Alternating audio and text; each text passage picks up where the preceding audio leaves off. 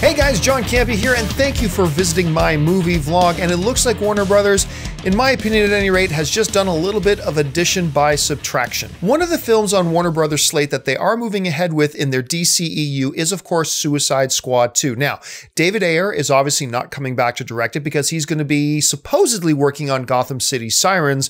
We'll see how that all kind of works out. So they've been searching for a new director. Now, recently, it was announced that their #1 top choice was the director Collete-Serra, who of course directed such big hit films as Orphan, House of Wax, Non-Stop, Run All Night. Anyway, I never liked his pick as director of Suicide Squad 2 because my thinking was not that Jemaine is a terrible director, not at all. There's actually a couple of his films that I quite enjoy. I like The Shallows quite a bit, but none of his films ever had big universal critic and audience approval. I'm not talking about being a hit movie, but at least that all the fans and all the critics liked. He's never had a film. All of them have had mediocre responses.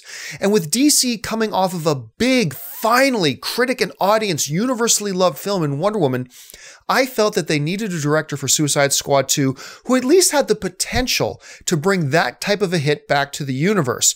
And since Suicide Squad 2 has looked at other directors such as Jonathan Levine, Daniel Espinosa, Mel Gibson, they have looked at some really high quality directors.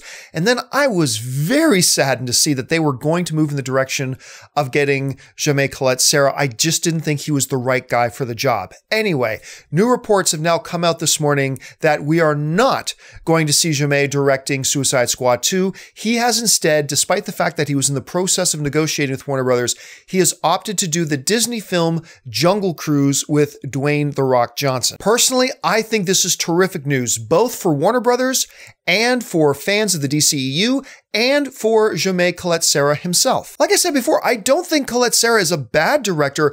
I just think a franchise like Jungle Cruise is a much safer project for him to take on. There's not a huge lot of expectations. There's not the same needs that that film is going to have that a Suicide Squad has. So I think this is a good choice for him. But I also think this is very good for Warner Brothers because every other director they've looked at, I think would have been a better fit for Suicide Squad 2 anyway. So whether or not Warner Brothers is going to go now and revisit one of those other directors, I'm still crossing my fingers for Mel Gibson directed Suicide Squad 2. I think that would be amazing. Or another director that they haven't talked to yet. We'll have to wait and see. I just kind of feel almost anybody would have been better for Suicide Squad 2 than Collete-Serra. And I think this will ultimately make for a better move for him going to Jungle Cruise and a better Suicide Squad 2 movie for DCEU fans because they're going to get a director, I think, that is better suited to the franchise.